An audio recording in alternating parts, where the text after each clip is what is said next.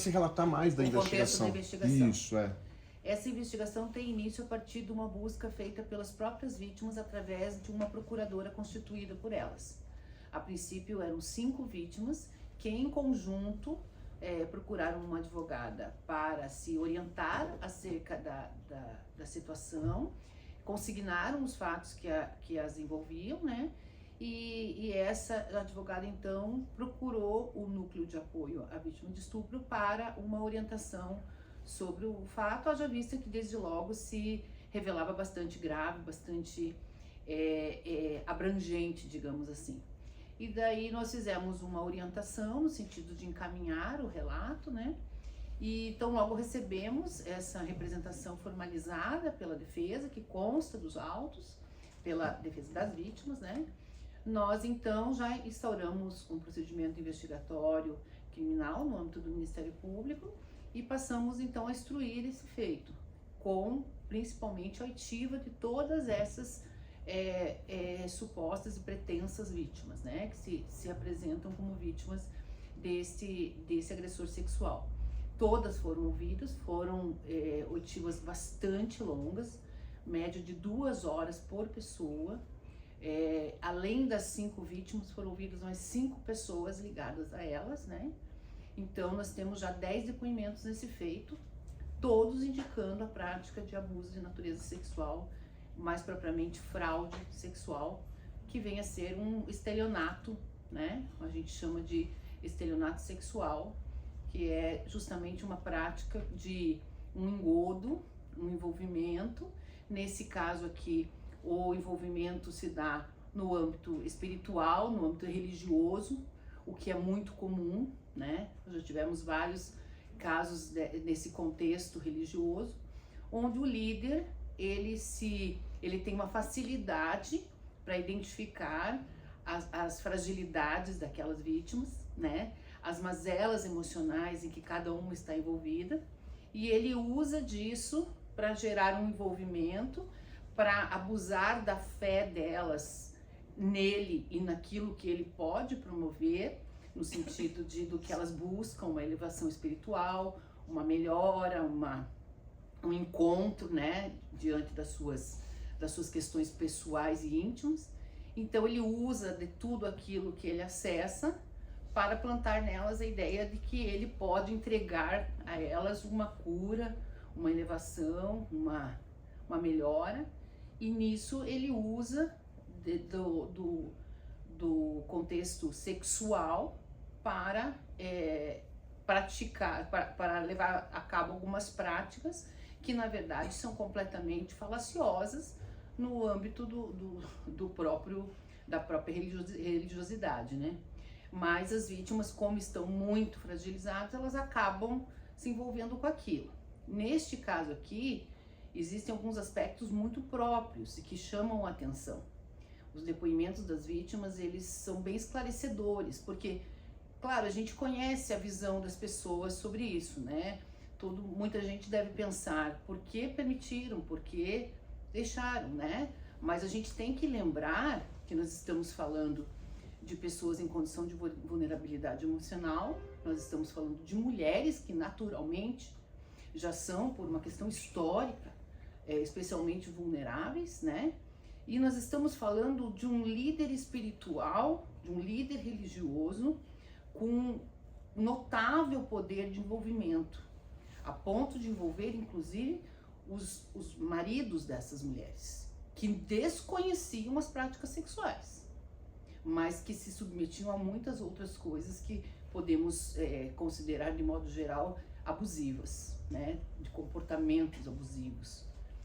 E ficou muito claro nesses depoimentos algumas estratégias utilizadas por ele no sentido de plantar nessas vítimas a ideia de que elas eram únicas, ou seja, elas estavam sendo escolhidas por ele, que era um líder espiritual de grau 5, que pela explicação deles é alguém, eles me deram a seguinte explicação: Jesus Cristo tinha grau 7, ele se dizia um líder de elevação espiritual grau 5, e ele incutia nas vítimas a ideia de que ele as estava escolhendo isoladamente, elas seriam únicas naquele processo, para que ele emprestasse a elas a energia dele como líder, como um ser espiritualizado, como um ser elevado, como um ser que já não tem mais apego às questões carnais,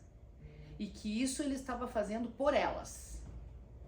E quando elas colocavam a mínima dúvida, quando elas colocavam a mínima indagação, ele as quebrava, porque ele dizia: você duvida. Quem duvida não merece elevação. Você não merece o que eu estou fazendo por você. Você não está pronta para esse crescimento espiritual. E daí isso as fragilizava mais ainda, porque daí elas começavam a achar que realmente elas tinham que permitir, porque era aquilo que elas precisavam para a vida delas. E isso envolvia também vários apelos emocionais específicos. Engravidar, ter um filho com saúde, mulheres que estavam com dificuldade para engravidar, ou que tinham perdido um filho, ou que tinham um problema de trabalho, ou que tinham um problema conjugal. Esses apelos sempre eram lançados por ele, no sentido, por exemplo, de: então, se você quer ter um filho, eu vou fazer esse sacrifício por você. Eu vou te entregar a minha energia para que você tenha um filho com um DNA aprimorado. E assim houve um envolvimento, assim, é uma história de décadas. Certo é que muitos desses fatos já estão fulminados pela prescrição, mas muitos foram se desenhando em continuidade delitiva e chegaram aí até 2024. Doutora, essas vítimas elas eram alunas dele e não houve até então um relato de estupro, seria um relacionamento sexual efetivo, mas induzido por essa história dele toda? Não é um relacionamento sexual efetivo, é uma posse sexual mediante fraude. Elas não estavam se relacionando sexualmente com ele. Na cabeça delas, elas estavam fazendo um procedimento ligado à religião hinduísta, à matriz hinduísta, que trabalha a questão de energias. Não houve a consumação da relação? Não. Da relação sexual? Houve uma posse sexual, não houve Entendi. uma relação sexual, né? Relação sexual é diferente, relação sexual Sim. né? Claro. São duas pessoas participando de algo para o que se dispõe. Elas não se dispuseram àquilo. Para elas, aquilo não era uma relação sexual. Compreende o que eu quero dizer? Tem que ficar bem claro isso. E elas eram alunas, perdão? Elas eram alunas e assim, é mais do que uma escola, né? É um clã, né? Ele era líder de um clã, ele tinha uma propriedade onde nós cumprimos busca e apreensão lá em 4 Barras e assim, uma estrutura muito privilegiada, espaços para todas as práticas, e lá aconteciam essas práticas. Lá as pessoas ficavam, por exemplo, pernoitando, lá existiam atividades que tomavam quase que o final de semana todo, daqueles que eram os participantes desse clã. E mais do que alunos, eles eram alguém que eles adoravam em todos os aspectos da vida. Então, se fosse casar, tinha que ter a aprovação dele. Os casamentos eram aprovados por ele, inclusive muitos arranjados por ele. A profissão que a pessoa ia desenvolver, o negócio que ia fazer, tudo tinha que passar por ele. Então, assim, havia uma dominação religiosa, espiritual, uma doutrinação que dominava completamente essas pessoas. Vocês comentaram sobre que a denúncia, aliás, a investigação parte da denúncia de 5 mulheres, mas que tem a chance de ter outras vítimas além dessas 5. O Ministério Público pode chegar nessas vítimas através da investigação ou tem que partir delas a denúncia? Assim, muitas pessoas já nos procuraram, nós já temos uma agenda para essa semana de atendimento de muitas outras pessoas que dizem que foram vítimas. Nós recebemos no final de semana já e-mails, notícias de outras pessoas dizendo: eu sei como foi, eu sei quem é e eu fui vítima. Nós já estamos fazendo uma agenda de oitivas, nós vamos ser bastante céleres aí nessa instrução, porque agora nós temos um prazo, né, a partir da prisão do acusado. A prisão também se deu com esse com essa motivação de que as pessoas se sentissem mais seguras, mais com uma isenção emocional maior para poder relatar os fatos, porque também é nítido o medo que as pessoas têm do acusado. Então, agora todos sabem da prisão dele e começaram a nos procurar. Além dessas pessoas que estão nos procurando, que se eu não me engano são 4, né? Nós temos uma lista já de outras vítimas que nós faremos a busca ativa para convidá-las, né, a virem fazer o acolhimento e nos colocar à disposição para ouvir a história delas, caso elas assim desejem. E também temos notícias de fato envolvendo crianças e adolescentes, né? Há indícios da prática de estupro de vulnerável, indícios a partir de histórias relatadas por outras vítimas, mas isso ainda é apenas uma notícia, gente. Não há nenhuma prova, nenhum depoimento, nenhuma vítima identificada de estupro de vulnerável. O que há são indicações de alguns fatos, algumas situações que sugerem que houve essa situação. Então nós vamos agora buscar essas pessoas. A maioria dos indicados hoje já atingiu a maioridade, né? Então fica mais simples para a gente conduzir isso. Mas inclusive adolescentes, né? Que são familiares das vítimas que nos procuraram. Então há uma certa segurança nessa informação. A que crimes ele deve responder? A princípio, ou até hoje, o que está delineado é a posse sexual mediante fraude. Posse sexual mediante fraude. E o que se desenha para frente é o estupro em relação a esses adolescentes, né? E o que vem a gente também não consegue ter o controle.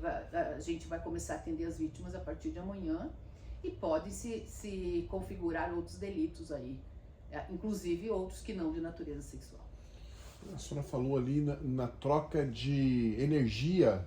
Ali acontecia também uma possível abuso sexual? Essas sessões, era ali que acontecia essa questão dele se aproximar das vítimas? Os lugares são variados. Aqui em Curitiba, ele trabalhava com psicanálise. Ele tinha uma sala numa clínica inclusive que pertencia a uma das vítimas, e ele ali trabalhava, fazia as consultas, e nesse local há registros de que ele praticou o crime sexual. E no mais, na chácara onde funcionava o clã dele, onde era a unidade dele, dentro da proposta de doutrina dele, né? Essa estrutura toda ali era voltada a esse trabalho que ele fazia, enfim. Então ali tinha um escritório e a maioria dos relatos dá conta que ele chamava a vítima para esse local e ali ele praticava o ato sexual contra elas. A gente teve nessa chácara, a gente acompanhou lá o trabalho da polícia e o lugar é grande. Acho que a circulação de gente, tinha bastante gente que passava por ali, então. As informações que a gente tem é que aqueles que praticavam ali as doutrinas do acusado estavam ali, assim, minimamente 2, 3 vezes na semana. E as famílias todas iam em família, muitas vezes ali pernoitavam, ali eles faziam alimentação, ali eles... Era uma dedicação quase que exclusiva. Inclusive por exigência dele. A prisão é temporária ou preventiva? Preventiva. Preventiva. E de acordo com esses relatos, essas situações, elas eram coletivas ou aconteceu individualmente? Não, existiam algumas práticas coletivas que inclusive colocavam uma cortina de fumaça nisso, porque existia assim algumas situações em que todos participavam, mas essas situações que todos participavam não adentrava a nenhum campo de violação. Era tudo dentro do que se propunha rigorosamente dentro da doutrina. As violações aconteciam em segredo e isoladamente. Existe uma expressão que eles usam muito, que nós até precisamos nos inteirar bem disso para a gente conseguir entender, mas a verdade é que existe um termo que eles usam nessa doutrina que chama-se Gupta, que é o segredo. E muitas mensagens trocadas por ele com as vítimas, muitos e-mails, ele fala para a vítima, por exemplo, eu preciso que você vá hoje ao escritório porque eu preciso fazer uma prática de elevação com você, enfim. Apaga essa mensagem, Gupta. Então, assim, a palavra Gupta como a expressão do segredo, como a expressão de algo que não poderia ser contado a ninguém, que não poderia ser compartilhado com quem quer que seja, está em todo o contexto da violência. E há relatos dessa doutrina que ele pregava, que se essa doutrina existe mesmo, ou é algo que ele pregava? Enfim, Não, uma doutrina, uma linha, né, de espiritual de matriz hindu, isso existe mesmo, né? É inclusive o que direciona toda a yoga, né? Mas assim, o que ele fazia lá não é 100% inexistente, 100% errado. Ele se aproveitava de algo que é legítimo, que há uma legitimidade dentro do que se propõe, tanto que, né, a gente não quer criar um problema para toda a prática da yoga, né? Existe uma legitimidade, existe todo um lado correto e um lado positivo. O problema é que ele se utilizava disso, se utilizava de algumas práticas que são típicas do yoga, se utilizava de alguns artifícios para acessar a intimidade sexual das mulheres, o que não é da prática do yoga. Só que elas se envolviam naquilo e acreditavam que aquilo fazia parte, mas não fazia. beleza, gente? Isso. Obrigada.